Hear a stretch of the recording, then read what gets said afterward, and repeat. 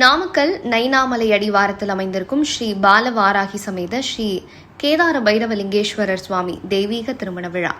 நாமக்கல் மாவட்டம் நைனாமலை அடிவாரத்தில் அமைந்திருக்கும் ஸ்ரீ பாலவாராகி அம்மன் ஆலயத்தில் ஆஷாட நவராத்திரி பெருவிழா நிறைவு நாளை முன்னிட்டு வரலட்சுமி விரத நன்னாளில் ஆவணி மாத முதல் வெள்ளிக்கிழமை தினத்தை முன்னிட்டு இங்குள்ள ஸ்ரீ பாலவாராகி சமேத கேதார பைரவலிங்கேஸ்வரர் சுவாமி தெய்வ திருமண விழா இன்று காலை மிக விமர்சையாக நடைபெற்றது. ஏராளமான பக்தர்கள் கலந்து கொண்டு வழிபாடும் செய்தனர். முன்னதாக நைனாமலை அடிவாரம் ஸ்ரீ வரதராஜ சுவாமி திருக்கோவிலிருந்து சீர்வரிசைகள் பல்வேறு வீதிகள் வழியாக திருக்கோவில் அடைந்தது.